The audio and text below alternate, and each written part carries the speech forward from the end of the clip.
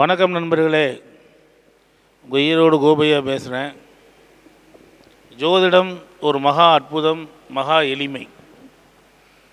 ஜோதிடத்தில் பல்வேறு கோணங்கள் நமக்கு இருந்தாலும் பலன் சொல்லும் வித்தைங்கிறத தவிர வேறு எதுலேயுமே நம்ம ஜோதிடர்கள் ஜெயிக்க முடியாது. இப்போ பலன் சொல்லக்கூடிய வித்தைகளில் ரொம்ப எளிமையாக நீங்கள் ரொம்ப கஷ்டப்பட்டு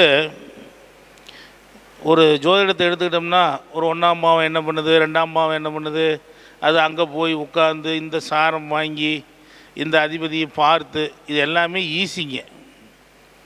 ஒரு கிரகம் இப்போ மேச லக்னம்ங்க, 5ஆம் அதிபதி சூரியன், அவர் போய் ரோகிணியில் 2ல் இருக்கிறாருங்க.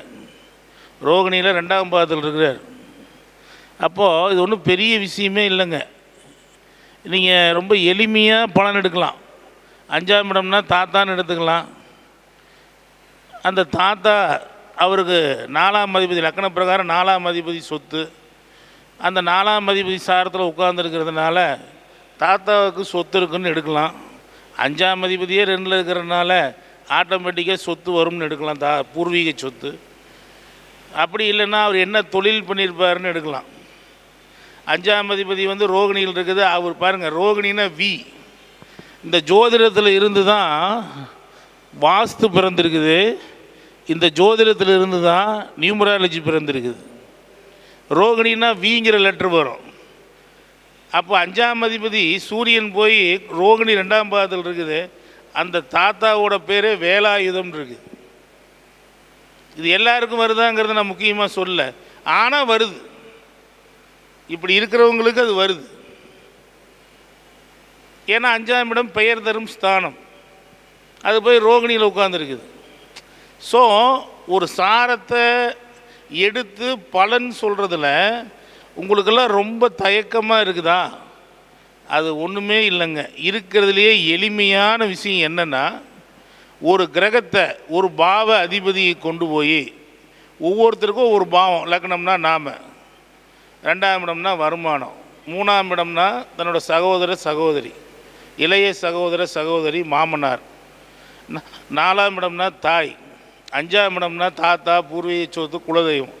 நல்லா பாருங்கள், அதே அந்த நபருக்கு 5ஆம் அதிபதி ரிஷபத்தில் மண் வீடு. அப்படின்னா மண் வீடு, மண்ணாலான குலதெய்வமானு கேட்டேன்.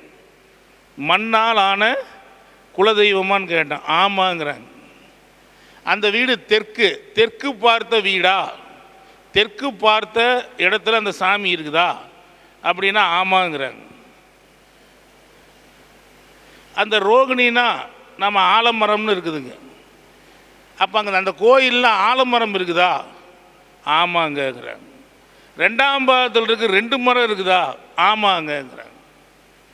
இதெல்லாம் எதுக்கு பயன் தருதுன்னா, இப்போ ஒருத்தர் குலதெய்வமே தெரியாமல் வராங்க உங்ககிட்ட.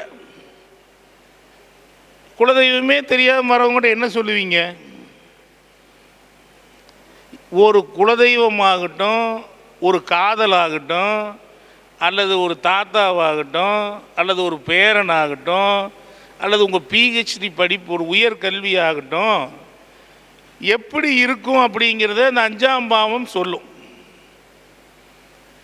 5ஆம் பாவம் தான் ஜோதிடம். உங்கள் ஜோதிடம் எப்படி இருக்கும் அப்படிங்கிறத அது சொல்லும்.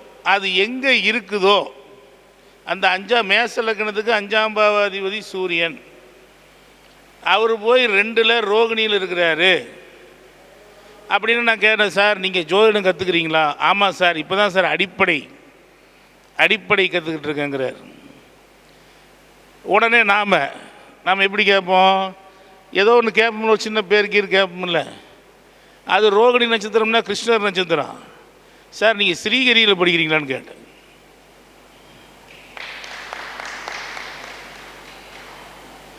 ஜோதிடம்னா அசத்தணுங்க. நீங்கள் சும்மா வரவங்களுக்கெல்லாம் ஏதோ சொல்கிறோம், பலன் சொல்கிறோம், ஏதோ போகுது அப்படிங்கிறதுக்கெல்லாம் வேலை இல்லைங்க. ஜோதிடம்னா ஏதோ ஒரு விஷயத்தை, அந்த கிருஷ்ணர் சார்ந்த ஒரு தன்மை தான் அங்கே இருக்கும். அதை தாண்டி வராது. அதை தாண்டி வருவதற்கு வாய்ப்பே இல்லைங்க. அப்போ அவர் ஆமாங்க சார், எப்படி சார் சொல்கிறீங்க சார்? அடிப்படைன்னு எப்படி 4ஆம் பாவம் அடிப்படை, 5ஆம் பாவம் உயர்நிலை, நம்ம ஆளுங்க மாதிரி மேல்நிலை, 9ஆம் பாவம் உயர்நிலை, இப்படி சொல்லிடலாம். ஒரே நிலை தான் ஜோதிடத்தில். அடிப்படையை ஒழுங்காக கற்றுக்கிட்டால் எல்லாமே வந்துடும். யாருமே அடிப்படைங்கிறத ரொம்ப சிம்பிளாகவும் ஒரு ஒன்றும் இல்லாத மாதிரி நினைக்கிறீங்க. ஆனால் அடிப்படையில் தான் எல்லாமே இருக்குது.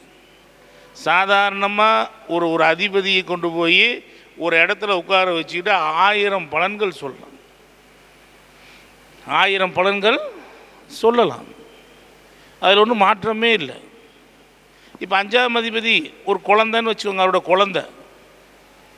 அது போய் அதே ரோகிணி நட்சத்திரம் 2ஆம் பாதத்தில் உட்கார்ந்துருக்குது.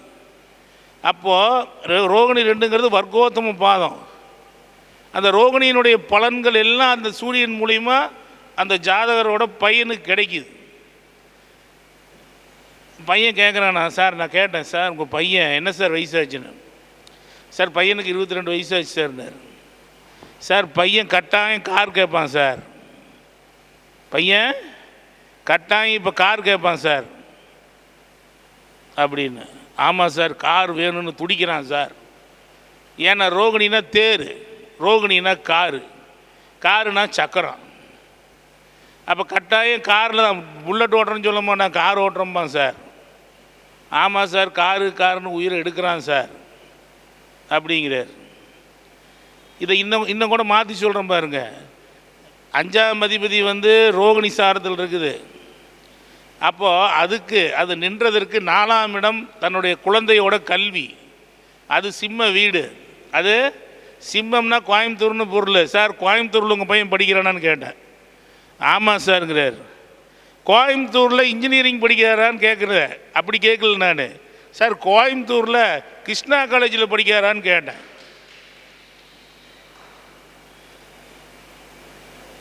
இது என்னுடைய பெருமை இல்லை, எல்லாமே என் சென்னிமலை ஆண்டவனுடைய கருணை. ஜோதிடத்தை நீங்கள் ஒரு முறையாவது இப்படி சொல்லி பாருங்க. ஒரே ஒரு பாவம் தான் எடுத்தேன், ஒரே ஒரு பாவம். மேச லக்னத்துக்கு 5ஆம் அதிபதி 2ல், ரோகிணி 2ஆம் பாவத்தில். பலன் சொல்ல சொல்ல அப்படியே தேன் மாதிரி வருது. ஆனால் நாம் என்ன நினச்சிக்கிறோம், இதை சொன்னால் வருமா வராதா அப்படின்னு நம்ம நினைக்கிறோம். ஒரு ஜோதிடத்தில் எல்லா பாவங்களும் வேலை செய்யும், எல்லா நட்சத்திரங்களும் வேலை செய்யும், திரிசூனியும் வேலை செய்யும், நாமயோகம் வேலை செய்யும். எல்லாமே திசா புத்தி அந்தரம் சூட்சுமம் பிராணன் கோச்சாரம் எல்லாமே செய்யாதுங்கிறதே கிடையாது. நீங்கள் எதை வேணாலும் வச்சுக்கிட்டு நீங்கள் ஒரு பலனை சொல்லலாம். நான் எந்த இடத்துக்கு போனாலும் பலனை சொல்லுவேன். யாரை வேணாலும் எந்திரிச்சிங்க, பலன் கேட்கணுமா எந்திரி போடு. பலன் சொல்ல முடியாதுங்கிறதே கிடையாது ஜோதிடத்தில். ஏதோ நம்ம சொல்கிறது இருந்தே தான் தீரும், இல்லைங்கிறதே இருக்காது,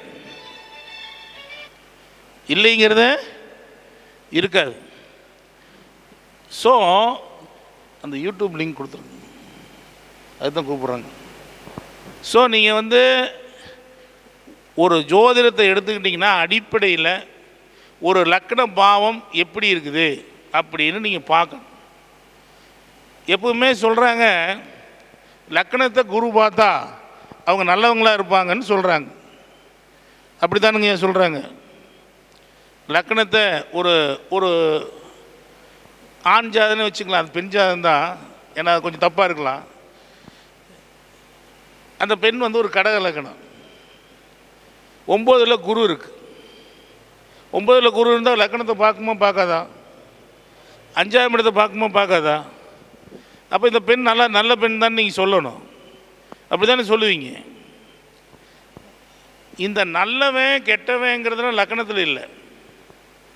குரு பார்த்தா என்ன சொல்கிறார், 9லேருந்து பார்த்தா தந்தையின் மூலியமா. சார் ஒரு இடத்துல ஒரு கிரகம் இருந்து ஒரு லக்னத்தையோ அல்லது ஒரு ராசியோ ஒரு கட்டத்தையோ பார்க்குதுன்னா, 9லிருந்து குரு லக்னத்தை பார்க்குறாருன்னா தந்தை மூலியமா எனக்கு கிடைக்க வேண்டியது அனைத்தும் கிடைத்தது அப்படின்னு அர்த்தம். சுபமாக பார்த்தா, அதாவது 1, 5, 9 குரு இருந்து லக்னத்தை பார்க்கும்போது என் தந்தை மூலியமாக எனக்கு கிடைக்க வேண்டியது கிடைத்தது. 5 பார்க்குது, என்னுடைய குழந்தைங்க மூலியமாக எனக்கு கிடைக்க வேண்டியது கிடைத்தது. என் கலைகள் மூலியமாக, ஜோதிடம் மூலியமாக கிடைக்க வேண்டியது கிடைக்குது. என் கலைகள் நான் எழுதுகிறேன், பராசக்திக்கு படம் வசனம் எழுதுகிறேன், கடக லக்னம் 5 குரு, பராசக்தி படம் எழுதுகிறேன், வெற்றி மேல் வெற்றி பெறுது. அப்போ அதன் மூலியமாக எனக்கு கிடைக்க வேண்டியது கிடைத்தது. இதுதான் குருவினுடைய பார்வை. பார்வைகள் பலவிதம், ஒவ்வொன்றும் ஒரு விதம்னு ஒரு வகுப்பே எடுத்திருக்கிறேன். ஒரு 2000 பேர் படிச்சிருக்கிறான். அந்த பார்வை இப்படி பலன் செய்யுது. அதே அந்த குருவை நீங்கள் 6 போட்டுக்குங்க. இதே ஒரு கடக லக்னத்துக்கு குரு 6 இருக்காருன்னா அங்கேயும் அவர் பார்க்குறாரு. எதை பார்க்குறாரு? 12ஆம் இடத்தை பார்ப்பார். அப்படியே 2ஆம் இடத்தையும் பார்ப்பார், 2ஆம் இடத்தையும் பார்ப்பார், 10ஆம் இடத்தையும் பார்ப்பார். இங்கே என்ன பண்ணுவார்னா 6ல் இருந்த குரு, நல்லா பார்த்துங்க, 5ல் ஒரு ஸ்தான பலத்துடன் இருக்கக்கூடிய, ஒரு சுப பலத்துடன் இருக்கக்கூடிய குரு 6க்கு போயிட்டார்னா அந்த 6 என்கின்ற கடன் நோய் எதிரியை இந்த ஜாதகருக்கு வழங்கியே தீர்வார். அதில் எந்த மாற்றமுமே இல்லை. அவருக்கு பார்க்கத்தான் தெரியும். குரு 6லிருந்து 12 பார்க்குறாரா, ஆட்டோமேட்டிக்காக 12ஆம் இடம் ஐஎன்எஸ் போக நல்லா தூங்குவான், வெளிநாடு வேலை கிடைக்கும், தாம்பத்தியம் கிடைக்கும், இதெல்லாம் கிடைக்கும். ஆனால் 6லிருந்து பார்க்குறாரு, அதில் ஒரு நோயும் இருக்கும், மருந்து சாப்பிட்டு படுப்பான். இப்படி 12லேருந்து 6 பார்த்தா வயிறு பெருசாகிடும். 12ல் குரு, வயிறு பெருசாகுது, கடன் பெருசாகுது. இல்லைன்னா 6லேருந்து 12 பார்த்தா கடைசி காலம் வரைக்கும் கடன்காரனாக இருக்கிறான், இல்லை கடைசி வரைக்கும் வேலையை பார்த்து சம்பாதிக்கிறான். இப்படி குருவினுடைய பார்வைகள், நீங்கள் எல்லா கிரகத்துக்குமே பார்வை இருக்குது, எல்லா கிரகத்துக்குமே பார்வை இருக்குது. குருவினுடைய பார்வைகளை நீங்கள் எல்லாமே ஒரு சுபத்துவம் தான் பண்ணுது, சுபமான விஷயங்களை மட்டும்தான் அது பண்ணுதுன்னா அந்த மாதிரி ஒரு தப்பு எதுவுமே இல்லை. எந்த இடத்துல இருக்கிறாரோ, குருனா ஒரு நல்ல ஒரு ஒரு ஆன்மீகமான ஒரு கிரகம், அது போய் எங்கேயாவது ஒரு தவறான இடத்துல உட்கார்ந்துருக்குதுன்னா அந்த புத்தி தானே அதுக்கு இருக்கும். அது எப்படி மாறும்? கோயிலில் இருந்தால் சாமி, டாஸ்மாகில் இருந்தால் அது குடியார. அந்த மாதிரி விஷயங்களை தான் அது தூண்டுது. நல்லவங்களை நல்ல இடத்துல இருக்கணும். இப்போ பாருங்கள், இந்த பெண்ணுக்கு கடக லக்னம் 9ல் குரு, அப்போ லக்னத்தை பார்க்குது, 5 பார்க்குது. நம்ம ஆளுங்க ஒவ்வொரு விஷயத்துக்கும் ஒவ்வொரு பாவ காரத்துவம் கொடுத்துருக்குறான். அதாவது வெளி மாநிலங்களில் கூட, வெளிநாட்டுகளில் கூட இவ்வளவு காரத்துவங்கள் வச்சு ஜோதிடம் சொல்கிறதுங்கிறது ரேர். ஆனால் நம்மளுடைய நாட்டில் இந்த காரகத்துவங்களுக்கு சத்யநாராயண் நாய்க்குன்னு ஒருத்தர் ஒரு சில காரகத்துவங்களை கொடுத்துருக்கிறார் வடநாட்டில். ஆனால் நாம் ஆயிரக்கணக்கான காரகத்துவம் கொடுத்துருக்கோம். அதுக்கே அவர் புக்கு அவ்வளோ விற்கிது, அதுக்கே அவருடைய புக்கு அவ்வளோ விற்கிது. ஸோ ஒரு மனிதன் ஒரு ஜோதிடத்தை எடுக்கும்போது ஒவ்வொரு பாவம், அப்போது பெண்ணுக்கோ ஆணுக்கோ 4ஆம் இடம் ஒழுக்கம், 4ஆம் இடம் ஒழுக்கம். கடக லக்னத்துக்கு 4ஆம் அதிபதி யாருங்கய்யா? சுக்கிரன் போய் பாதகத்தில் உட்கார்ந்துருக்கிறார். சுக்கிரன் போய் பாதகத்தில், இங்கே என்னத்தை போய் ஒழுக்க நெறி இருக்குமா? ஒரு ஒழுக்கமான விஷயங்கள் நடக்குமா? 4ஆம் அதிபதி பாதகத்தில், அந்த இடத்துலையே கேது, அந்த இடத்துலையே 12ஆம் அதிபதி இருக்கிறார், 3, 12 புதனும் இருக்கிறாரு, அந்த இடம் திதிசூனியமாகவும் இருக்குது. அப்போ என்ன சொல்கிறது? என்ன சொல்ல முடியும்? இதுதான் எப்பவுமே நம்ம பாவ காரகங்களை இயக்கணும். 4ஆம் பாவம் ஒழுக்கம், 4ஆம் பாவம் கற்பு. இந்த பெண்ணோ இந்த ஆணோ இவர்களிடம் கற்பு இல்லை, சரியான நோக்கத்தில் அவர்கள் பழகவில்லை அப்படின்னு வருது. அப்போ 4ஆம் இடத்தை ஒரு நல்ல கிரகம் பார்க்கணும், அல்லது 4ஆம் இடத்தை 4ஆம் அதிபதி அஸ்தமனம் பாதகம் இந்த மாதிரிலாம் இல்லாமல் முக்கியமாக எந்த ஒரு பாவமும் பாவ கர்த்தரியில் சிக்கிடக்கூடாது. நீங்கள் அந்த பாவத்தை அனுபவிக்கிறதுக்குள்ளார நீங்கள் கஷ்டப்பட்டே தான் தீரணும். கன்னியா லக்னம் 7ஆம் இடம் காலியாக இருக்கான், இந்த பக்கம் சனியும் அந்த பக்கம் கேது இருந்ததுன்னா 7ஆம் இடம் சம்பந்தமாக இவங்க படாத வேதனை பட்டாகணும். நான் சொல்கிற ஒவ்வொரு விஷயமே இப்படி அனுபவங்களில் பார்க்குறது. அதே இந்த பக்கம் குருவும் அந்த பக்கம் சுக்கரனும் இருந்தால் அந்த 7ஆம் பாவம் சிறந்து போகுது. பாவ கர்த்தரிங்கிறது சும்மா நம்ம ஏதோ பாவ கர்த்தரி சொல்லிட்டாங்க, ஏதோ சுபகர்த்தரி யோகத்தை சொல்கிறாங்க அப்படின்னு நினைக்கிறீங்க. ஆனால் நீங்கள் ஆய்வு ஜாதகம் எடுங்க, ஒவ்வொரு இடத்துலையும் பிரச்சனையை தரக்கூடிய விஷயம் என்னன்னு பார்த்தீங்கன்னா 2 பாவர்களுக்கு நடுவில் ஒரு கிரகம் மாட்டிக்கும், 2 சுபர்களுக்கு நடுவில் ஒரு கிரகம் இருக்கும், அது பிரபலமாக இருக்கும். சந்திரனும் சூரியனும் ஒளி கிரகங்கள்ங்கிறான், சந்திரனும் சூரியனும் ஒளி கிரகங்கள்ங்கிறான். மிதுன லக்னம், இந்த பக்கம் சந்திரன் அந்த பக்கம் சூரியன், நடுவில் புதன், நடுவில் புதன். இவர் நல்லா இருப்பாரா? இந்த பக்கம் பாவர் தான், ஆனால் இந்த பக்கம் வளர்பிறை சந்திரன் சுபர். ஆரம்பத்தில் இவர் ஃபெயிலியர், போக போக இவர் வாழ்க்கை முழுக்க உயர்வு மேலே உயர்வாகி இன்றைக்கி பெங்களூரில் ஒரு 700 கோடி ரூபா சம்பாரிச்சிருக்கிறார், 700 கோடி ரூபா சம்பாரிச்சிருக்கிறார். ஸோ இந்த மாதிரி ஒவ்வொரு இடங்கள்லையுமே, ஆனாலும் இந்த சூரியனை பாவர்னு வச்சிங்கனாலும் ரெண்டுமே ஒளி கிரகங்கள். இந்த பக்கமும் டார்ச் அடிக்குது, இந்த பக்கம் டார்ச் அடிக்குது, நடுவில் எப்படி தெரிகிறோம்? பிரகாசமாக தெரிகிறோம். ஸோ பிரகாசமாக தெரிவதற்கு 2 ஒளி கிரகங்களுக்கு நடுவில் ஒரு லக்னமோ அல்லது ஒரு ராசியோ அல்லது ஒரு லக்னாதிபதியோ இருந்தால் அவர்களுடைய லைஃப் ஒரு நாளாவது வெளி உலகத்திற்கு பிரகாசமாக எடுத்து காட்டப்படுகிறது, எடுத்துக்காட்டப்படுகிறது. நிச்சயமாக அவங்க ஒரு இடத்துல போனால் அந்த இடத்துல ஒரு முதல் நிலையை அவங்க அடைவாங்க, அதில் ஒன்றும் மாற்றமே இல்லை.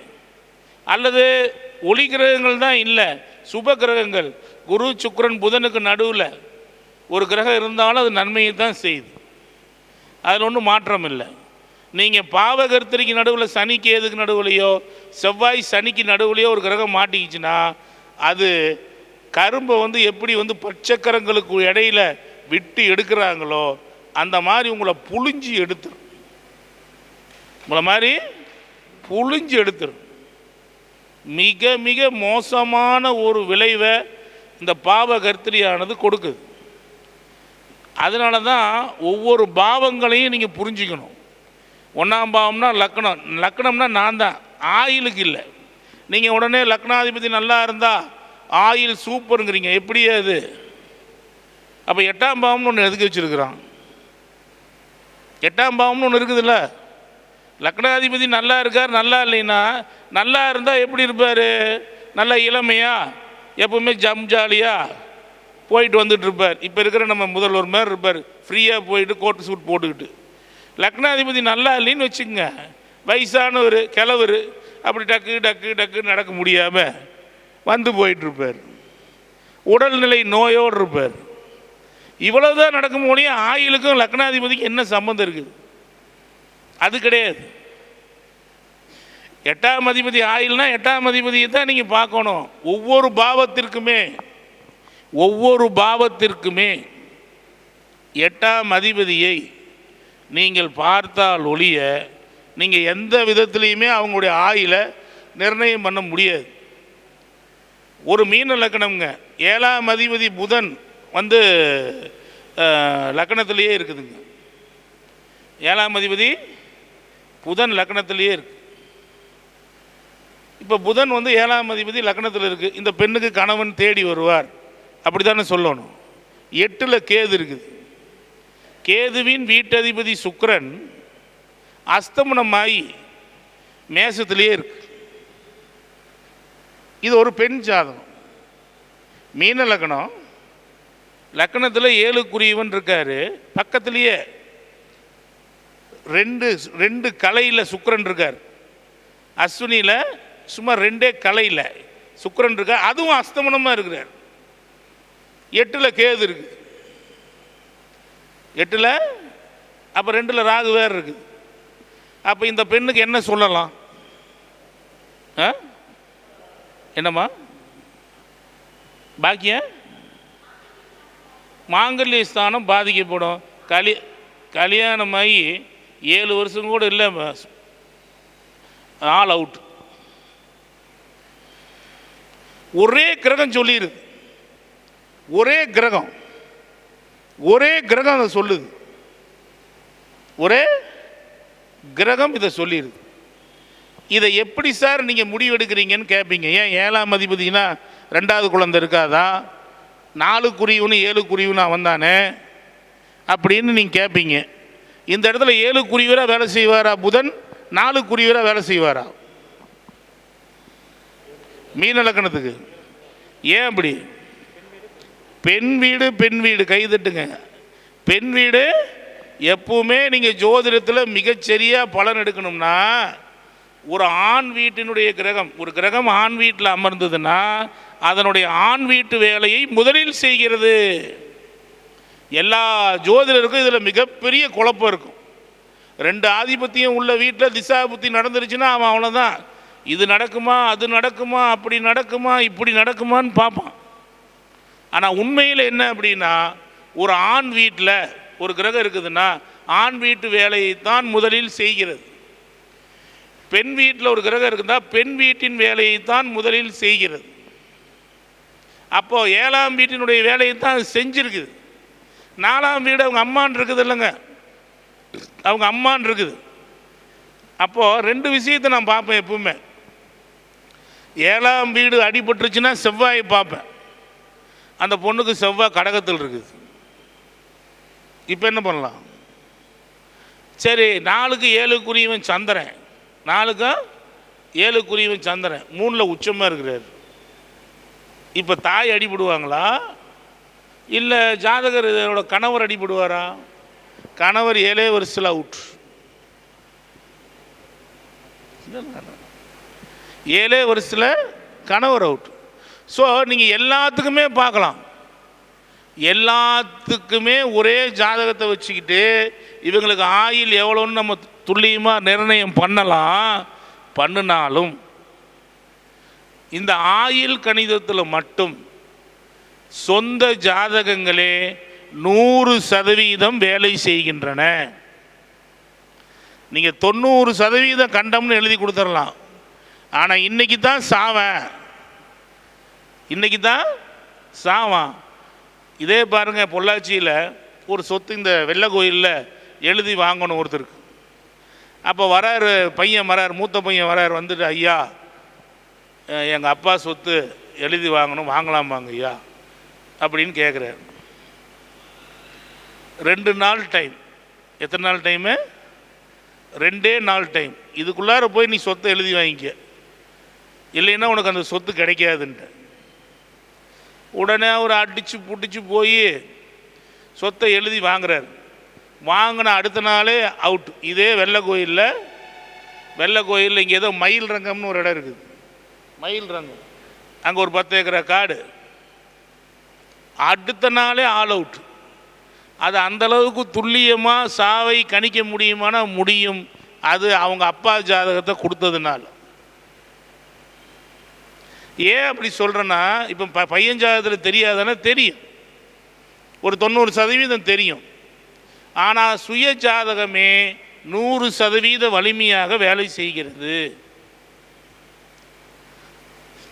எனக்கு இந்த ஜோதிடத்தில் பல விஷயங்கள்லாம் அது அப்படி இது இப்படின்னு சொல்கிறாங்க. பலன் சொல்ல தெரியலன்னா லக்கணம் தப்புங்கிறாங்க. சார், உங்கள் கையில் அந்த டைம் வந்துருச்சு ஜாதகம், அதுக்கு உங்களால் பலன் சொல்ல முடியலன்னா நீங்கள் பாட்டுக்கு லக்கணம் தப்புன்னு சொல்லிடுறதா? இதெல்லாம் என்ன தப்பு? லக்கணத்தை திருத்த அது பாருங்கள், சில பேர்லாம் 4 மணி நேரம் 5 மணி நேரம் தள்ளி போடுறாங்க. இப்படியெல்லாம் இருக்குமா சார்? எங்கேயாவது பார்த்தா நம்ம ஒரு லக்கணம் என்னடா இது ஏதோ கொஞ்சம் முன்ன பின்ன இருக்குன்னு பார்த்தா, சார் ஒருத்தர் போய் பார்த்தோம் 4 மணி நேரம் தள்ளி இருக்குன்னு சொல்கிறாரு சார்ங்கிறார். 4 மணி நேரம் தள்ளி யாராவது சொல்லுவாங்களா? ஆனால் இந்த உலகத்தில் அப்படியே குறித்து கொடுக்க ஆள் இருக்கு. தயவு செய்து ஜோதிடர்கள் உங்களிடம் வரக்கூடிய ஜாதகத்தை பாருங்கள்.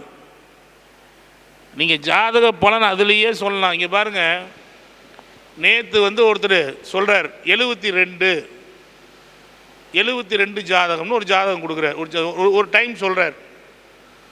அந்த டைமுக்கு நாம் பாட்டுக்கு எடுத்து நீங்கள் இப்படி இருப்பீங்க அப்படி இருப்பீங்க, உங்களுக்கு காது போயிடுச்சு அப்படின்னு சொல்லிக்கிட்டு எல்லாம் பேசிக்கிட்டே வந்தோன்னே அவர் சொன்னார், சாமி இது நீங்கள் எல்லாத்தையுமே சொல்லிட்டீங்க, எங்கள் அப்பாலேருந்து பாட்டியிலேருந்து தாத்தாலேருந்து எல்லாம் சொல்லி முடிச்சிட்டிங்க.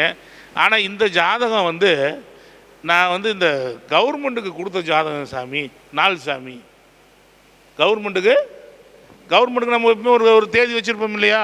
இப்போ அரசு ஊழியர்கள்லாம் வச்சுருப்பாங்க, கவர்மெண்ட்டுக்கு ஒரு தேதி இதுக்கு ஒரு தேதி, அப்படி ஒரு தேதி சொல்லிவிட்டார். சொல்லிவிட்டு சாயந்தரம் ஒரு 7:30 மணி இருக்குங்கன்ட்டார். சாயந்தரம் ஒரு 7:30 மணி இருக்குன்ட்டார். நாம் போட்டு பார்த்துட்டு சொல்லிட்டோம். சொன்னது பூராமே கரெக்டுங்க. இதுதாங்க பிரபஞ்சம். சொன்னது, சார் உங்களுடைய 2வது குழந்தை மாடி மேலேருந்து கீழே விழுந்து செத்து போகுதுன்னு சொன்னேன். இப்போ ஒரே ஒரு குழந்தை, ஒரு பெண் குழந்தை இருக்குது, வெளிநாட்டில் தான் வாழுது, உங்களுக்கு பையன் இருந்து செத்து போயிட்டான்னு சொன்னால், ஆமாம் ஸ்கூல் மாடியிலேருந்து தவறி விழுந்து செத்து போயிட்டான். இது எப்படி சார்? நீங்கள் அது லக்கணம் தப்பு ரைட்டு அப்படிங்கிறதெல்லாம் அப்புறம், அதுக்கு திருத்த கணக்கெல்லாம் ரொம்ப நிறைய இருக்குது. லக்கணத்தை கரெக்டாக திருத்தம் பண்ணி போடலாம். ஆனால் மேக்சிமம் ப்ளஸ் ஆர் மைனஸ் ஒரு 4 மினிட்ஸ் நீங்கள் பண்ணலாமோ ஒழிய 2 மணி நேரம் 4 மணி நேரம் 6 மணி நேரம் இப்படியெல்லாம் பண்ணுறதுக்கு எந்த இடத்துல இந்த ஜோதிடத்தில் வழி இருக்குதுன்னு எனக்கே தெரியல. பெரிய ஆச்சரியமாக இருக்குது, பெரிய ஆச்சரியமாக இருக்குது. ஒருவேளை ஜோதிட பிரம்மாக்கள் இருக்காங்களோ என்னமோ, எனக்கு அதுவும் தெரியல. நானும் தினம் ஒரு 10 ஜாதகம் 20 ஜாதகம் பார்த்துக்கிட்டு தான் இருக்கேன். லட்சம் பார்க்குறது இல்லை, ஒரு 10 ஜாதகம் 20 ஜாதகம் பார்க்குறேன். இறைவன் என்னை பெரிய லெவலில் வச்சுருக்கிறான். ஆனால் இப்படி இல்லை. அப்போது ஜோதிடம்ங்கிறது ஒரு தனியான ஒரு கலை, ஒரு அருமையான கலை. அதை தவறாக பயன்படுத்தும் போது மிக மிக தவறான விஷயங்கள் கிடைக்கிறது. நம்ம சொல்லும் போதே அவங்ககிட்ட ஏதாவது பிடுங்கணும்னு சொல்லக்கூடாது. நல்லா இருக்கணும்னு சொன்னால் எல்லா ஜோதிடமும் பழிக்கும், எல்லா ஜோதிடமும் பழிக்கும். நான் இந்த ஜோதிடத்தில் புறையோடி போயிருக்குது. ஏன் இப்போ மிதுனத்தில் குரு வந்துச்சு நண்பர்களே, மிதுனத்தில் குரு, சிம்மத்தில் கேது, மீனத்தில் சனி, கும்பத்தில் ராகு. கும்பத்தில் ராகு. எல்லாருமே கணக்கு போட்டோம். அரசியலில் அதை கணக்கு போட்டோம், இதை கணக்கு போட்டோம். நான் அரசியல் பேசுகிறவன் இல்லை, இருந்தாலும் ஒரு சின்ன விஷயத்துக்கு உங்களுக்கு சொல்கிறேன். அப்போ கணக்கு போடும்போது எல்லாரும் என்ன சொல்லிகிட்டு இருக்காங்க? எல்லாரும் நம்ம அரசியல் கணிப்பு சொல்கிறது இல்லை, அரசியல் கணிப்பில் எல்லாரும் சொல்கிறாங்க ஐயா வருவார், இல்லைன்னா அந்த ஐயா வருவார், அப்படி இப்படின்னு சொல்கிறாங்க. ஆனால் சாதாரண எளிய ஜோதிடருக்கு கூட தெரியும், கோச்சாரத்தில் சந்திரன் மேலே கேது போகுது. யாருக்கு? ஸ்டாலின் ஐயாவுக்கு. சிம்ம ராசியில் பூர நட்சத்திரம், அதுலேயே கேது போயிட்டுருக்குது. சிம்ம ராசிக்கு அஷ்டமி சனி நடக்குதா? சரி.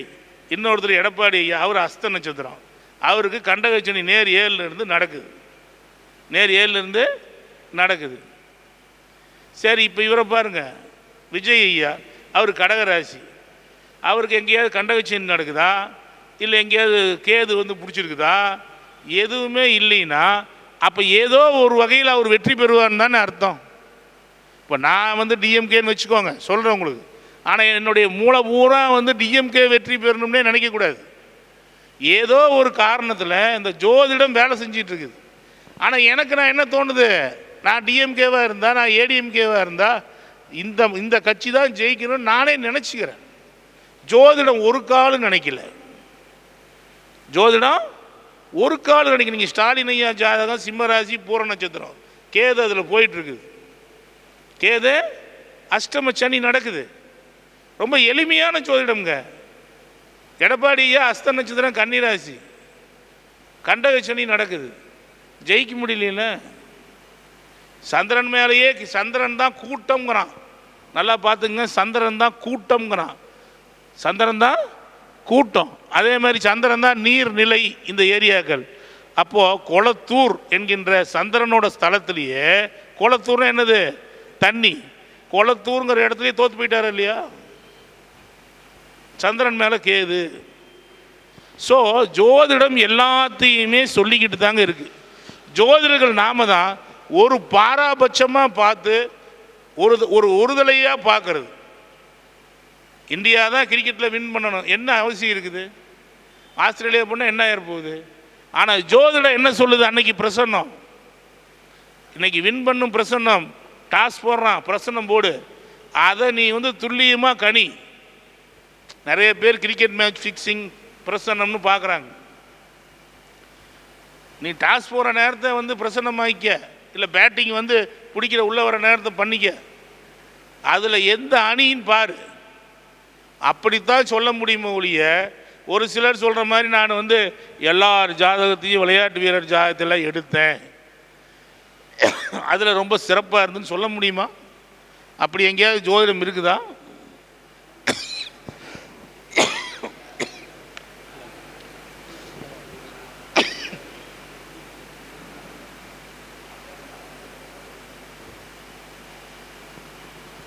அதே மாதிரி பாருங்கள், 2ஆம் இடம் வருமானம்னு சொல்லிட்டான். எந்த பாவத்துக்கும் 2ஆம் இடம் உங்களுக்கு வருமானம் தான். ஒரு பாவ அதிபதி போய் நிற்குதுன்னா அதுக்கு 2ஆம் இடம் உங்களுக்கு வருமானம் தாங்க.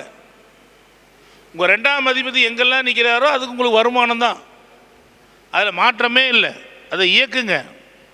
நாம் தான் சொன்ன முதல்ல 2வது நட்சத்திரத்தை இயக்கு.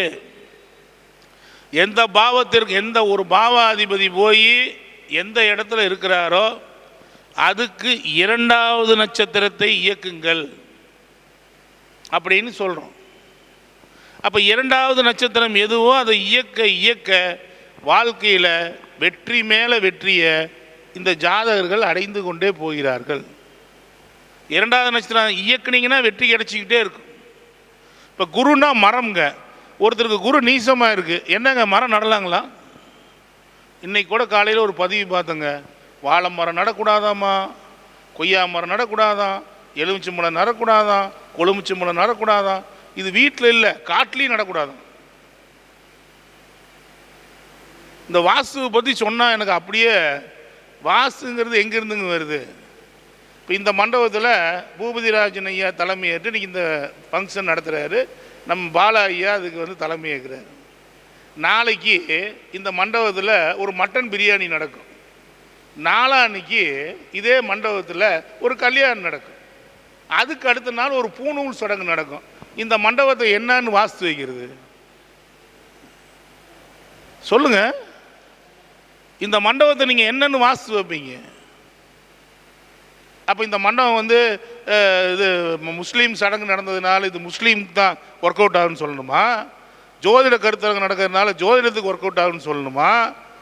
கல்யாணம் நடந்தால் ஆண் புள்ள பிறந்தது. இப்போ பாருங்கள், எங்கள் ஊரில் மண்டபத்தை கூட ராசி பார்க்குறான். இந்த மண்டபத்தில் கல்யாணம் ஆச்சுன்னா ஆண் குழந்தை.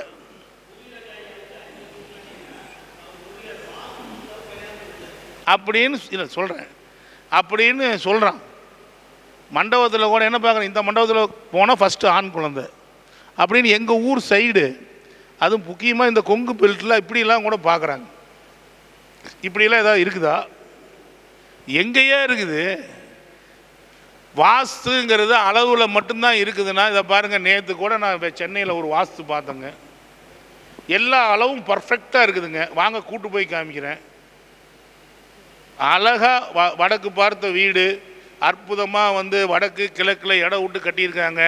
தென்மேற்கில் பெட்ரூம் இருக்குது, அந்த இடத்துல பாத்ரூம் இல்லை, செப்டிக் டேங்க் கரெக்டாக கட்டியிருக்கிறாங்க, எந்த கிராஸும் இல்லை, எல்லாமே கரெக்டாக கட்டியிருக்கிறாங்க. ஆனால் அந்த வீட்டில் ஒரு நாள் வாழ முடியல.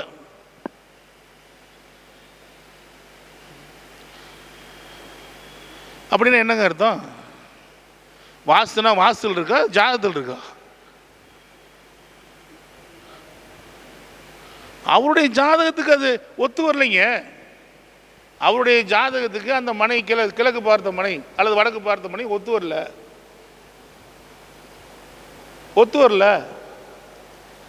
ஒத்து வரலைன்னா எப்படி அது யாரும் இருக்கவே முடியல. ஏதோ மாதிரி பண்ணுதுங்க, ஏதோ ஒரு மாதிரி பண்ணுதுங்க. நான் சொன்னேன், இன்னைக்கு அவர் ஒரு 2 கோடி ரூபாய்க்கு வாங்கியிருக்காரு, இன்னைக்கு அது ஒரு 15 கோடிக்கு போகுது. இதையா போய் விற்கிற? பெசாம இரியா, உனக்கு தானே ஒத்து இல்லை, உன் மனைவி பேரில் மாற்றிக்கின்ட்டு. உன் மனைவி பேரில் நாம் போய் வாசத்துக்கு போய் அதை இடி இதை பண்ணு அப்படிலாம் சொல்கிறதே இல்லை. உன் மனைவி பேரில் மாற்றிக்க, இதே கிழக்கு ஒத்து வரும், சூப்பராக இருக்கும்ண்ணே. சாமி நேற்று தான் நீங்கள் வந்துட்டு வந்தீங்க, இன்னும் நேற்றுலேருந்து நல்லா இருக்கு சாமி, நல்லா தூங்குற சாமிங்கிறார். ஸோ மக்களுடைய மூட நம்பிக்கைங்க, மக்களுடைய மூட நம்பிக்கை. நியூமராலஜி பார்த்து பேர் மாற்றி யாரை, அதாவது இந்த அறகுறையா ஒரு எழுத்தை மாற்றுறது, ஒரு எழுத்தை எடுக்கிறது, இப்படி போட்டு யாராவது ஜெயிச்சு பார்த்துருக்குறீங்களா? பேரையே மாற்றிட்டா ஜெயிக்கும், ஆனால் வெறும் ஒரு எழுத்தை மாற்றுறது, அப்படி போட்டு மாற்றி ஜெயிச்சு பார்த்துருக்கீங்களா? ஏன்னா இந்த நியூமராலஜிங்கிறது எங்கேருந்து வந்திருக்குது? நம்மளுடைய ஜோதிடத்தில், ஏப்பா நீ அவிட்ட நட்சத்திரத்தில் பிறந்தியா, இந்த எழுத்தில் பேர் வை, நீ புனர்பூசில் பிறந்தியா, இந்த இடத்துல இந்த எழுத்தில் பேர் வைன்னு சொல்கிறானா சொல்லியா? அதை அடிப்படையாக வச்சு தானே நீ மற்றதெல்லாம் பார்க்க முடியும். அடிப்படையே இங்கே தான் இருக்குது. நியூமராலஜினா இங்கிலீஷில் நியூமராலஜி இருக்குது, தமிழில் இந்த எழுத்தான் இருக்குது. எந்த எழுத்துக்கு நீ நியூமராலஜி பார்ப்ப? தமிழில் ஒரு கையெழுத்து போட்டால் ஒரு பலன். இப்போ நான் சொல்கிறேன் கேட்டுக்குங்க. இங்கிலீஷில் ஒரு கையெழுத்து போட்டிங்கன்னா ஒரு பலன், இந்தியில் ஒரு கையெழுத்து போட்டிங்கன்னா ஒரு பலன், கன்னடத்தில் ஒரு கையெழுத்து போட்டிங்கன்னா அதுக்கு ஒரு பலன். ஒரே பேர் ஒரே எழுத்து, ஒவ்வொரு மொழியிலையும் நீங்கள் விதவிதமாக கையெழுத்து போட்டிங்கன்னா ஒன்று ஒரு பலன். இதுக்கு என்ன பண்ணுவீங்க? இப்போ புதுசாக ஒன்று நேமாலஜின்னு கண்டுபிடிச்சிக்கோங்க. இதெல்லாமே கிடையாதுங்க. இந்த நியூமராலஜியும் சரி, இந்த வாஸ்தும் சரி, நம்மளுடைய 12 ஜாதக கட்டங்களில் சமய கட்டி இப்படி தான் இருக்கணும்னா அது பிரகாரம் தான் உங்களுக்கு அமையும். தென்மேற்கில் போர் போட்டு யாருமே ஜெயிக்கலிங்களா? வாங்க காமிக்கிறேன், இதே ஊரில் காமிக்கிறேன். இதே ஊரில் இந்த ஊரினுடைய தலைமை ஒரு காலத்தில் மிகப்பெரிய எம்எல்ஏவாக இருந்த ஒரு வீட்டில் தென்மேற்கு மூலையில் போர், தொடர்ந்து 4 தடவை எம்எல்ஏ ஆனார். தொடர்ந்து 4 தடவை தென்மேற்கில் போர் போட்டால் ஜெயிக்காமல் போச்சு அவருக்கு. தோட்டத்துலேயும் தென்மேற்கில் தான் போர். இந்த ஊரில் தண்ணி பஞ்சமியா, எங்கே போர் போட்டால் கிடைக்கிறது இறைவனுக்கு தான் தெரியும். அவருக்கு தென்மேற்கில் தான் போர். ஸோ ஜோதிடத்தை வச்சு தான் வாஸ்தும் இருக்குது, எல்லாமே இருக்குது, நியூமராலஜியும் இருக்குது. நீங்கள் எனக்கு ஏன் இப்படி சொல்கிறேன்னு நீங்கள் எனக்கு நினைக்கலாம். நான் ஒன்றும் வாஸ்துக்கு எதிரி இல்லை, நியூமராலஜிக்கு எதிரி இல்லை. நீங்கள் ஜோதிடத்தை முழுக்க கற்றுக்கலன்னு தான் நான் சொல்லுவேன். ஜோதிடத்தை முழுக்க கற்றுக்கல. இவருக்கு வடக்கு பார்த்து தான் வீடு அமையுன்னு இருந்தால் அது எப்படிங்க மாறி அமையும் சொல்லுங்கள்? நீங்கள் வாங்க என் ஆஃபீஸில், நான் மேற்க பார்த்து நான் இருக்கிறேன், கிழக்க பார்த்து பில்டிங் இருக்குது. மேற்க பார்த்து என் ஆஃபீஸ்லேருந்து ஜிஹெச் வரைக்கும் இருக்கிற பில்டிங் பூரா பாருங்கள், பன்மடங்கு உயர்ந்துருக்குது. கிழக்க பார்த்து இருந்தது பூரா டவுன் ஆகிட்டே போகுது. இது ஏங்க? கிழக்கு பார்த்தா நல்லா இருக்கணும், அது ஏன் டவுன் ஆகிட்டே போகுது? எல்லாத்துக்குமே ஜோதிடத்தில் எப்படி இந்தந்த நட்சத்திரங்கள்லாம் ஆகாது, இந்தந்த நட்சத்திரங்கள்லாம் ஆகாது, இந்தந்த ராசிகள்லாம் இப்படி, இதெல்லாம் இப்படி இருந்தால் இப்படி இருக்கும்னு சொல்லி ஒரு ஒரு ஒரு மூடத்தனமான நம்பிக்கை இருக்குதோ, அது மாதிரி இந்த வாஸ்துலேயும் தெற்குன்னா ஆகாது, மேற்குன்னா ஆகாது, தென்மேற்கு கார்னர்னா ஆகாது அப்படின்னு சொல்கிறாங்க. அதை மக்கள் எதையுமே நம்பாதீங்க. ஜோதிடர்கள் இந்த மாதிரி அதே மாதிரி குத்தல் வந்தால் பாரிஸ் கார்னரே குத்தல் தாங்க. பாரிஸ் கார்னர் போயிருக்கீங்களா? இப்படி முக்கோண குத்தல், அந்த கட்டடம் முக்கோணமாக இருக்குது, அந்த கட்டடம் முக்கோணமாக இருக்குது, நேர் குத்தும். இப்போ எங்கேங்க வாஸ்து எங்கேங்க ஆச்சு? அப்போ குத்தலுக்கு ஒரு ஜாதக அமைப்பு இருக்குது. ஒருத்தருக்கு குத்தல் வாங்கினா மிகுந்த யோகம் தரக்கூடிய அமைப்புங்கிறது அவங்க ஜாதகத்தில் இருக்குது. அவங்க ஜாதகத்தில் இருக்குது. நீங்கள் ரவுண்டு பில்டிங் ஆகாதுங்கிறீங்க, பார்லிமெண்ட் ரவுண்டாக தான் இருக்குது.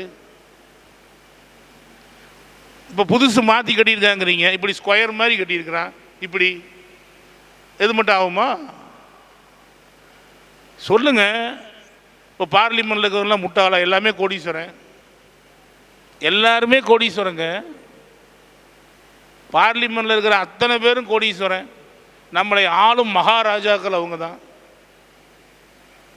ரவுண்டாக இருந்தால் நீங்கள் வாங்க மாட்டீங்க தானே? இப்படி முக்கோணமாக இருந்தால் நீங்கள் வாங்க மாட்டீங்க தானே? பாருங்கள், புது கட்டடம் முக்கோணம், பழைய கட்டடம் ரவுண்டு. இப்போ என்ன பண்ணுவீங்க? அப்போ வாஸ்துனா எங்கே இருக்குதுன்னா, வாஸ்து இருக்குது, அது அவங்கவுங்க ஜாதக கட்டத்தில் இருக்குது. ஒருத்தருக்கு தண்ணி வர்ற பூமி தான் அமையுங்கிறது. இப்போ இந்த ஏரியாவில் தண்ணி இல்லை, ஆனால் ஒரு ஜாதகத்துக்கு தண்ணி அமையும். ஒருவருடைய 4ஆம் பாவமும் சந்திரனும் சுக்கிரனும் வலுத்திருந்தா கட்டாயம் அவர் நீர் உள்ள இடத்தில் வசிப்பார். இதை மாற்ற முடியாது.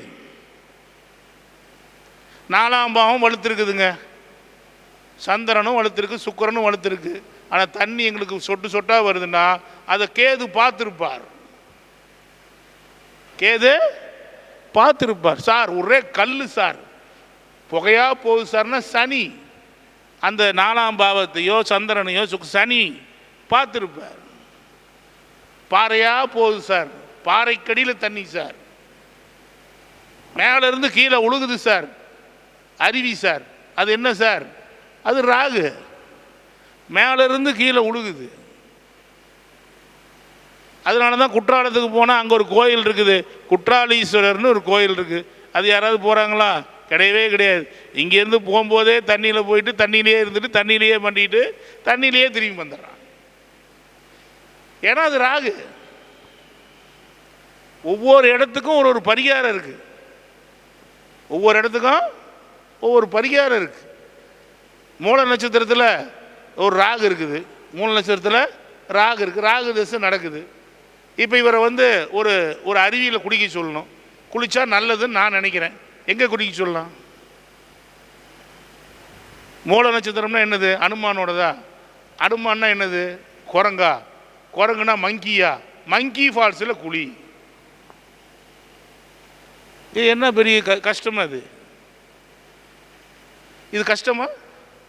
ஜோதிடம் மகா அற்புதம்ங்க. நீங்கள் நினைக்கிற மாதிரிலாம் கிடையாது, மகா மகா அற்புதம். ஒவ்வொரு நட்சத்திர காரகத்துவங்களும் இயங்குது, ஒவ்வொரு நட்சத்திர காரகத்துவங்களும் அப்படியே இயங்குது. ராசி காரகத்துவங்கள் இயங்குது, பாவ காரகத்துவங்கள் இயங்குது.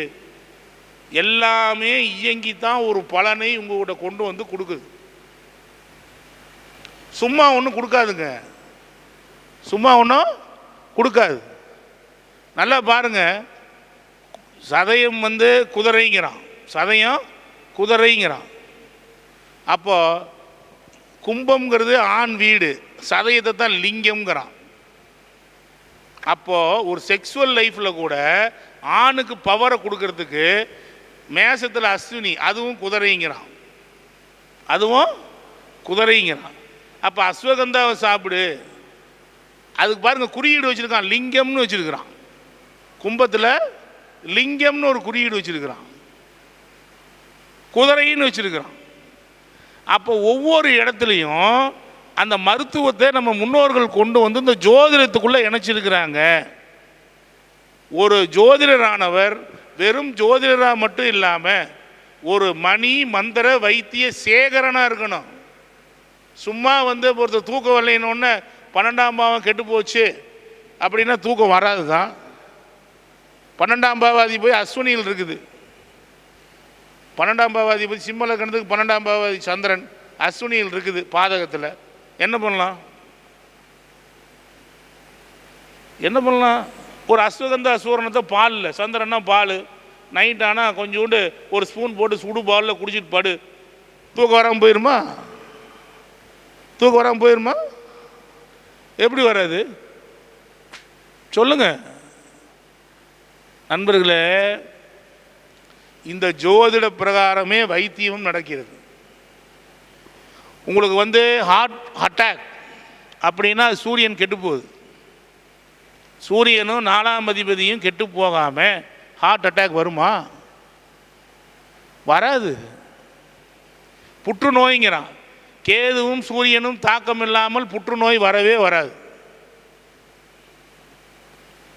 கடகத்தினுடைய தொடர்பு இல்லாமல் புற்றுநோய் வராது.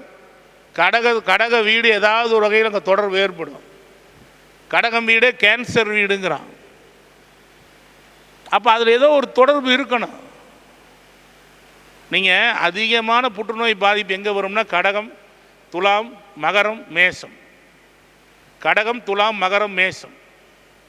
இதோட சூரியன் கேது இந்த மாதிரி இணைவு, லக்னாதிபதி அஸ்தமனம் ஆகிறது, இதெல்லாம் இருந்தால் புற்றுநோய் வரக்கூடிய குடும்பம்னு அர்த்தம்.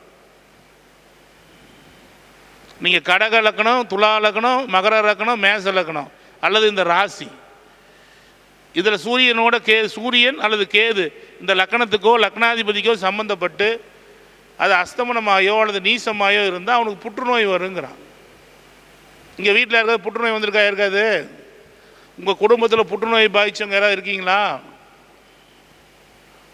இங்கே உட்கார்ந்துருக்கிறீங்களே, உங்கள் குடும்பத்தில் புற்றுநோய் பாதிச்சவங்க யாராவது இருக்கீங்களா? என்னங்கய்யா?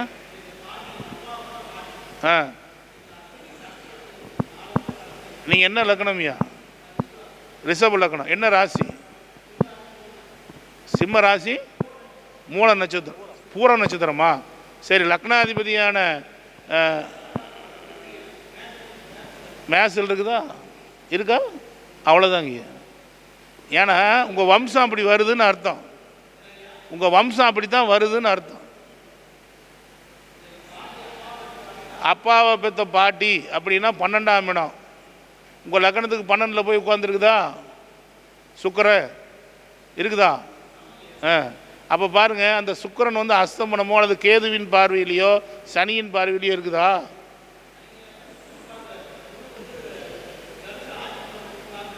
அப்படி இருக்கு. இல்லைன்னா அந்த அந்த கடைசி எஜ்ஜு டிகிரியில் இருக்குதா? 20 கார்த்திகை 1ஆம் பாதத்தில் இருக்குதா?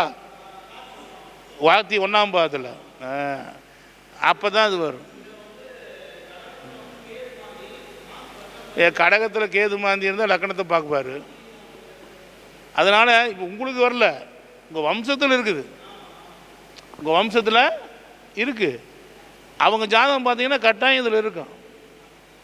அது ஒன்றும் மாற்றம் இல்லை. ஸோ நோயவே ஜாதகம் தாங்க நிர்மாணிக்குது. சார் நோய் நீங்கள் செத்து போயிடுவீங்க, நோய் ஆப்ரேஷன் பண்ணி பொழைப்பீங்க அப்படின்னு சொல்கிறது எதில் சார்? ஜோதிடத்தில் தாங்க இருக்குது. வேறு எதுலேயுமே கிடையாது. நீங்கள் ஒரு நியூமராலஜியில் நோய் பொழைச்சிருவீங்கன்னு சொல்ல முடியுமா? சொல்லுங்கள் சார். நான் நியூமராலஜி பிரகாரம் பேர் மாற்றி வைக்கிறேன், உங்களுக்கு இந்த நோய் வரும், நீங்கள் பொழைச்சிருவீங்கன்னு சொல்ல முடியுமா? சார் வாஸ்து இப்படி பண்ணி வைக்கிறேன், நீங்கள் அதனால் பொழைச்சிருவீங்க அப்படின்னு சொல்ல முடியுமா? நெவர். முழுக்க முழுக்க ஜோதிடத்தில் 6ஆம் பாவாதிபதி எப்படி இருக்கிறார், அவருக்கு நிவர்த்தி ஸ்தானாதிபதி எப்படி இருக்கிறார் அப்படிங்கிறத நீங்கள் கையாளாமல் இருந்தீங்கன்னா நிச்சயமாக உங்களால் அந்த ஆப்ரேஷன்லேருந்து வெளிவர முடியாது. இன்னமும் சொல்கிறேன், இந்த 2 ஆப்ரேஷன் நடக்குது பாருங்கள். 2 ஆப்ரேஷன் உடனே ஒரு ஆப்ரேஷன் பண்ணாங்க, இன்னொரு ஆப்ரேஷன். 6ஆம் அதிபதி வக்கரம். 6ஆம் அதிபதி வக்கரம். 6ஆம் அதிபதி வக்கரமாகி 6ஆம் அதிபதி நின்றதற்கு நேர் 7ஆம் இடம் திதி சூனியமோ, அந்த 7ஆம் அதிபதி போய் அஸ்தமனமோ நீசமோ கேது உடனோ இருந்தால் 2 ஆப்ரேஷன். சார் எனக்கு 6ஆம் அதிபதி வக்கரம் இல்லை, ரொம்ப பரவாயில்ல, நீங்கள் போய் அட்மிட் ஆகி ஆப்ரேஷன் பண்ணின நேரம் குளிகை நேரம்னு அர்த்தம். நீங்கள் குளிகை நேரத்தில் பண்ணிங்கன்னா உங்களுக்கு 2 ஆப்ரேஷன். 2 ஆப்ரேஷன் என்னங்க? அது விருத்தி தான் பண்ணோம். குளிகை நேரத்தில் பண்ணிங்கன்னா 2 ஆப்ரேஷன். அதே போல் இன்னொரு அற்புதமான ஒரு விஷயத்தையும் உங்களுக்கு சொல்கிறேன். இந்த பாருங்கள், நோயினோடனே நோய் வந்துருச்சு, ஒரு ஒரு மருந்து சாப்பிட்ணும், இன்றைக்கி தான் புதுசாக போய் சர்க்கரையை கண்டுபிடிச்சிட்டு வந்தேன், இந்த சர்க்கரை வியாதி தீர்ற மாதிரி மருந்து சாப்பிட்ணும், இதுக்கு ஏதாவது நேரம் இருக்கான்னு நீங்கள் கேட்கலாம். இதுக்கு ஏதாவது நேரம் வேணுமில்ல? மருந்து உண்ண ஒரு நேரம். நண்பர்களே, நாம் இது எல்லாமே பாடமாக எடுத்திருக்கோம், முகூர்த்த பாடம் எடுத்திருக்கிறோம். கிட்டத்தட்ட இது வரைக்கும் 10,000 திருமணம் பண்ணி வச்சுருக்கிறோம்.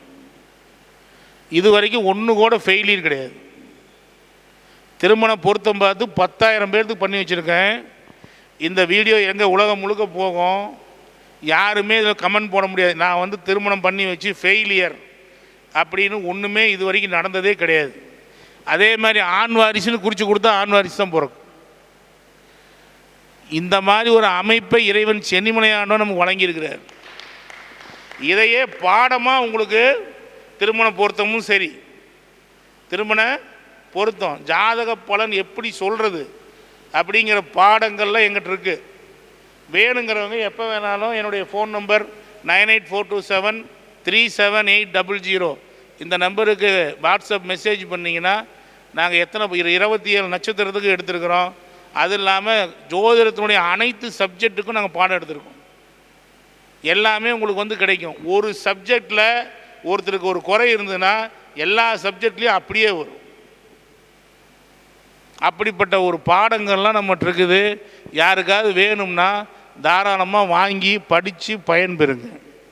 அதே போல் இந்த ஆப்ரேஷன், இந்த குளிகை நேரத்தில் பண்ணுறாங்க, அப்போ 2 ஆப்ரேஷன் வருது, இதுக்கு ஒரு மருந்து சாப்பிட்டா அது குணமாகணும் அப்படின்னா இருக்கிறதுலே சூப்பர் டைம் ஒன்று இருக்குது. அது என்னென்னா, ராகு காலத்தை நீங்கள் என்ன சொல்லுவீங்க? ராகு காலத்தை நீங்கள் என்ன சொல்லுவீர்கள்? நல்ல நேரமா? கிடையாது. அதே ராகு காலத்தில் கடைசி அரை மணி நேரம் அருமையான நேரம் மருந்து எடுப்பதற்கு. மற்றதுக்கு நான் சொல்ல, நீங்கள் மருந்து உண்ணுவதற்கு. ஏன்னா அந்த ராகு காலத்தில் தான் அந்த ராகு அமிர்தத்தை சாப்பிட்றாரு. அமிர்தம் சாப்பிடக்கூடிய நேரம் ராகு முதல்ல அமிர்தத்தை உண்ணக்கூடிய நேரம் அந்த ராகு காலத்தின் கடைசி அரை மணி நேரம். அப்போ தான் சாப்பிட்றாரு. அதுக்கப்புறம் அதுக்கு ஒன்று தண்டனையை அனுபவிக்கிறார். ராகுனாவே பூரா தண்டனை உண்டு. ராகு கொடுக்குறாருன்னு நம்ம நிற்கக்கூடாது. ராகு பகவான் அள்ளி அள்ளி கொடுப்பார். கடைசீட்டில் போகும்போது என்ன பண்ணுவார்? சுத்தமாக எடுத்துகிட்டு போயிடுவார். அவர் கொடுக்குறாரேன்னு வாங்கி வச்சுக்கூடாது. வாங்கி யார் பேர்லேயே மாற்றி விட்டுக்கிட்டே இருக்கணும். வேறு மாதிரி மாற்றி வச்சிடணும். மாற்றி வச்சுட்டு எந்திரிச்சு போய் தூங்கிடணும். சீட்டாட்டம் போகிறீங்க, போனோன்னு ஒரு 10,000 ரூபா அடிக்கும். அடித்தோடனே நீங்கள் 10,000க்கு 20,000 போடுவீங்க, அது 50,000 போயிடும்.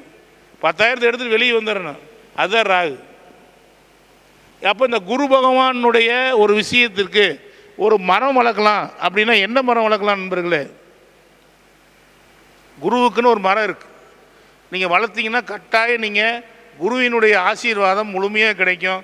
ஆண் வாரிசு இல்லாதவங்களுக்கு கூட ஆண் வாரிசு தரக்கூடிய மரமாக இருக்குது. பணம் சேர்ந்துக்கிட்டே இருக்கு. இப்போ எல்லாருக்கும் மேட்ரு பணம் தானே. பணத்துக்கு அதிர்ஷ்டம் தரப்போகிறது அப்படின்னா வீடியோ 1000 பிச்சுக்கிட்டு போயிடும். இப்போ வீடியோ எப்படி வருதுன்னா எல்லாத்துக்கும் வீடியோ அதிர்ஷ்டம் தர அவங்களே கண்டென்ட் கொடுக்குறாங்க.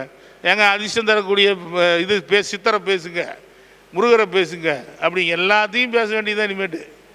ஆனால் இதில் ஒரு சூட்சமான ஒரு விஷயம் இருக்குது. பணம் உங்களுக்கு வந்து கொண்டே இருக்கணுமா? குரு நல்லா இருக்கணும். குரு நல்லா இல்லை, குருவினுடைய தன்மை கிடைக்கல, பணத்தின் காரகன். அப்போ அதுக்கு ஒரு மரம் நட்டா கட்டாயம் நீங்கள் உங்களுக்கு தங்கு தடை இல்லாமல் பணம் வந்துக்கிட்டே இருக்கும். அது என்ன மரம் வேணுமா? யாருக்காவது வேணுமா? சும்மா எப்படி சொல்கிறது? ஒன்றும் பிரயோஜனம் இல்லையே. இவங்களுக்கெல்லாம் பணம் வேணாம், மற்றவங்களுக்கெல்லாம் பணம் வேணாம்னா எந்திரிச்சு போயிடலாம். ஏங்க, உங்களுக்கு தெரியாத ஒரு விஷயத்தை நான் சொல்ல போகிறேன். நீங்கள் சந்தனம்னு சொல்கிறீங்க, இல்லைன்னு ஆகிப்போச்சு. சரிங்களா? உங்களுக்கு தெரியாத ஒரு விஷயத்தை நான் சொல்கிறேன். அப்போது என்னுடைய அனுபவத்தில் இதெல்லாம் பார்த்துட்டு தானே சொல்லுவேன். சும்மா உங்களுக்கு சொல்லுவேன்னா அப்போ ஒன்று கிடைக்குதுன்னா அதுக்கு தகுந்த மாதிரி பேசுகிறவங்கள உற்சாகப்படுத்தும். இது ஒருத்தருக்கு மட்டும் இல்லைங்க, எல்லாருக்குமே. இப்போ வந்து இவரே பேசுகிறாருன்னு வச்சுங்க, சும்மா இப்படியா அவருக்கே தெரியாது எதுக்குடா பேசுறது.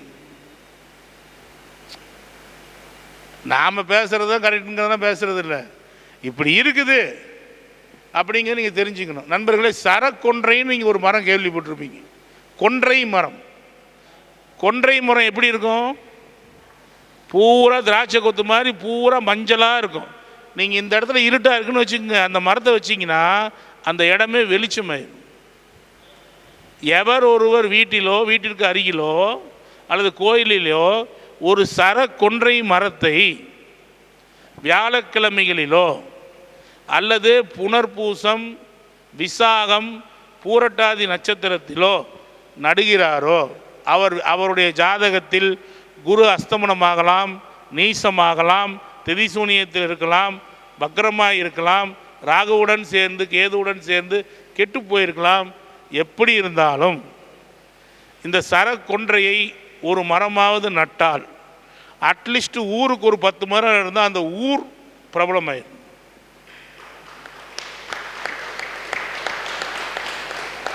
இருக்கிறதுலேயே உயர்ந்தவைகளை மட்டும்தான் பெருமான் சூடுகிறார்.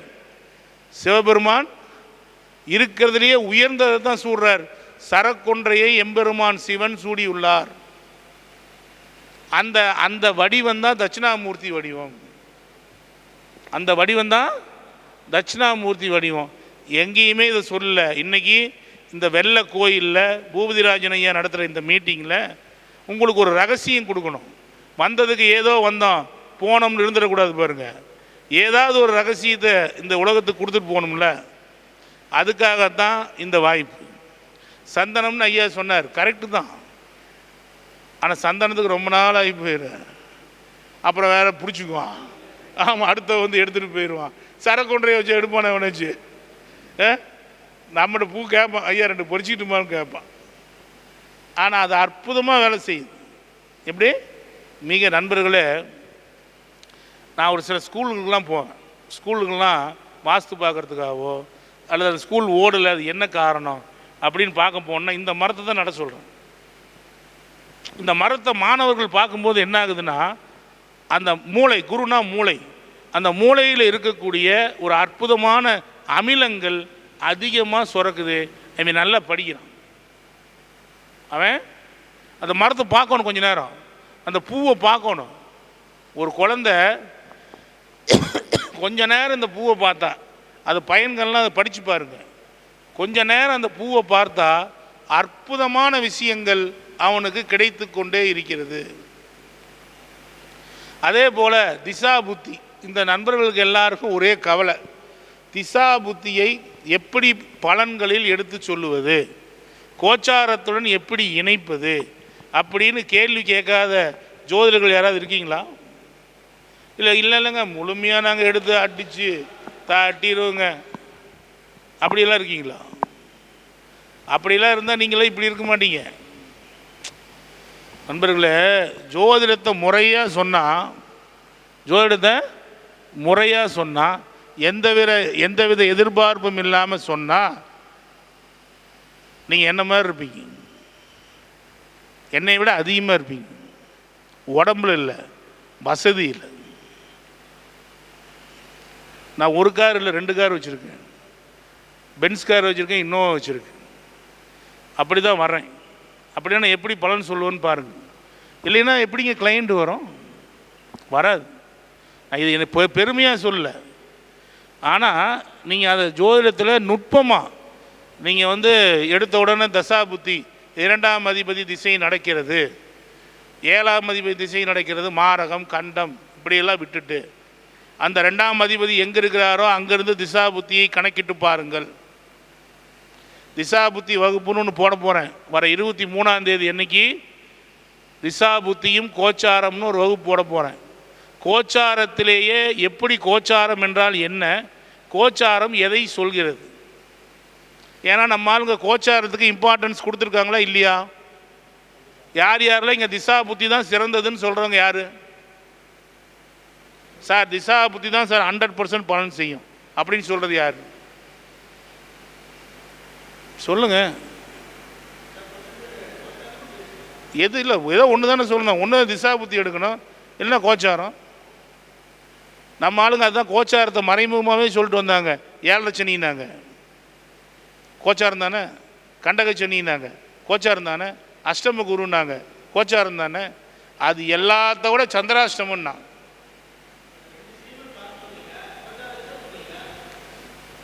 ஈஸிங்க. ரொம்ப ரொம்ப எளிமையான ஒரு மெத்தடை சொல்லி கொடுக்க போகிறேன். ரொம்ப ரொம்ப எளிமை. கோச்சாரத்தை வச்சுக்கிட்டு தசாபுத்தியை ஒரு டச் பண்ணி விடுறது. நீங்கள் முழுக்க முழுக்க நல்லா பார்த்துக்குங்க. சில பேர்த்துக்கு இப்போ மகர ராசி 7ல் குரு வந்திருக்கிறார். இப்போ மகர ராசிக்காரங்களுக்கெல்லாம் இந்த திருமண யோகம் வந்துக்கிட்டு இருக்கோம். ஆனால் அவனுக்கு திருமணத்துக்கு உண்டான திசை நடக்காது. திருமணத்துக்கு உண்டான திசையோ புத்தியோ அங்கே வராது. ஆனாலும் நல்லா பார்த்துக்குங்க நண்பர்களே, இப்போ மகர ராசிக்கு மகர லக்கணத்துக்கு திருமணம் நடக்கும். 7ல் குரு இருந்து அருமையான வாய்ப்பை தருவார். இப்போ நான் 7ல் குரு இருந்தோன்னா 7ல் வந்ததுனால தான் நான் சொன்னேன்னு நீங்கள் நினைக்கிறீங்களா? மகர லக்கணம் மகர ராசிக்கு திருமணம் நடக்கும். நான் திருமணம் நடக்கும்னு இருக்கிறவங்க அடிப்படை ஜாதகத்திலேயே திருமணமே நடக்காதுன்னா அது நடக்காது. அதை விட்டுருங்க, அந்த இதுக்கெலாம் நான் வரமாட்டேன். அடிப்படை ஜாதகத்தில் திருமணமே நடக்காதுன்னு இருக்கோம், அதுக்கு நான் வரல. திருமணம் நடக்கக்கூடிய தடை உடைய ஜாதகங்களுக்கு இப்பொழுது திருமணம் நடப்பதற்கான அற்புத வாய்ப்பு மகர லக்கணத்துக்கு இருக்கிறது. அது ஏன் இல்லை?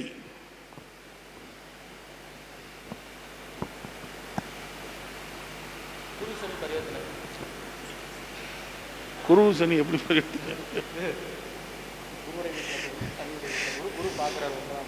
எங்க குரு வந்து கீழே இருக்காரு, சந்திர வீட்டில். சனி வந்து அங்கே இருக்காரு. புரியல. புரியலன்னா என்ன பண்ணும்? புரியலன்னா ரொம்ப ஈஸிங்க. ஆமாம் பார்க்குறாரு, அதனால மட்டும் இல்லைன்னு நான் சொல்கிறேன். நீங்கள் எல்லாம் அப்படி நினச்சிக்கிட்டீங்க. 7ல் குரு வந்துட்டார் அதனால நடக்குதுன்னா இல்லைன்னு சொல்கிறேன். புரியலன்னா ஒரே ஈஸியாக பண்ணிடலாம். நம்மகிட்ட ஈஸியாக வாங்கிறதுக்கு என்ன வழி? அவ்வளோதான், வேலை முடிஞ்சு. 7ல் குரு வந்தால் எந்த இடத்த பார்ப்பார்? அப்புறம் 3ஆம் இடம் என்பது என்ன? மாங்கல்யத்துக்கு பாக்கியம். 3ஆம் இடம் என்பது என்ன நண்பர்களே? எப்போ பாரு 7 கெட்டு. நல்லா இப்போ ஒரு ரகசியம் சொல்கிறேன், கேட்டுக்கோங்க.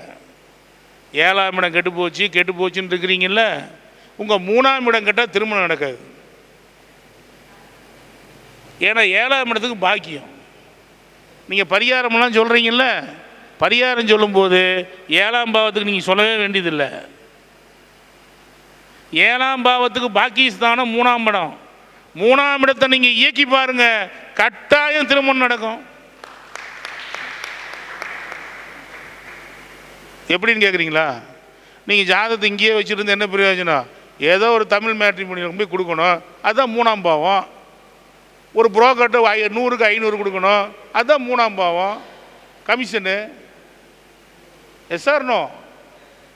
எப்படி? நீங்கள் சும்மா வந்து நான் வச்சுக்கிட்டே இருக்கிறேன்னு சும்மா பக்கத்துக்கு இருக்கணும் கொடுத்து என்ன பண்ணுறது? கம்யூனிகேஷனில் இறங்கணும். 3ஆம் பாவம் தொடர்புகள்.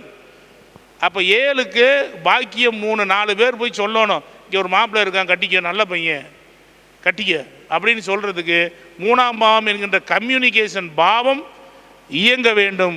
3ஆம் பாவத்திற்கு உண்டானவர், மகர லக்கணத்துக்கு உண்டான 3க்குரிய குரு இப்போது 7லே போய் உச்சமடைகிறார். கட்டாயம் மகர லக்கணம் அல்லது மகர ராசிக்கு திருமணம் நடக்கக்கூடிய வாய்ப்பு உண்டு அப்படின்னு நான் சொல்கிறேன். இந்த மாதிரி விஷயம் பாருங்க, இது மாதிரி பல விஷயங்கள் திருமணத்திற்கு நீங்கள் 7ஆம் பாவத்தையே இயக்கிட்டு இருந்தால் நடக்காது. 3ஆம் பாவத்தை இயக்கி பாருங்க, 3ஆம் பாவத்தை இயக்கி பாருங்க, நிச்சயமாக நடக்கும். அதோடு மாற்றுக்கிறதுக்கே இடம் இல்லை. காலபுருஷனுக்கு 3ல் என்ன வச்சுருக்கிறான்? மிதுனம்னு வச்சுருக்கிறான். அங்கே என்ன இருக்குது? ஆண் பெண் ராசிங்கிறான். ஏப்பா அந்த இடத்துல ஆண் பெண் வரும், 2 பேர் இணையணும், காம ராசி இணையணும்னா அந்த மிதுனத்தை இயக்கு. மேசத்துக்கு. அப்போ ஒவ்வொரு லக்னத்துக்கும் 3ஆம் இடத்தை இயக்குனாவே ஆட்டோமேட்டிக்காக கல்யாணம் நடக்கும். அதாவது கல்யாண தடை உடையவங்களுக்கு, கல்யாணமே நடக்காதவங்களுக்கு எப்பவுமே நடக்காது. அதுக்கு நம்ம எந்த பரிகாரமோ எந்த ஒரு விஷயங்களோ சொல்லி பிரயோஜனம் கிடையாது என்று சொல்லி இந்த வாய்ப்பை தந்த திரு பூபதிராஜன் ஐயாவுக்கு என் மனமார்ந்த நன்றிகளை தெரிவிச்சுக்கிறேன். அதே மாதிரி நம்ம ஆஸ்ட்ரோ பாலா ஐயாவுக்கும் என் மனமார்ந்த நன்றிகள். ஒரு சின்ன மரியாதை ஆண்டவர் ஆஸ்ட்ரோ அகாடமி சார்பாக பூபதிராஜன் ஐயாவுக்கும் பாலா ஐயாவுக்கும் என்னுடைய ஒரு சிறு மரியாதை செலுத்த விரும்புகிறேன். நன்றி நண்பர்களே. எப்படி இருந்தது? வந்ததுக்கு ஒரு பயன்.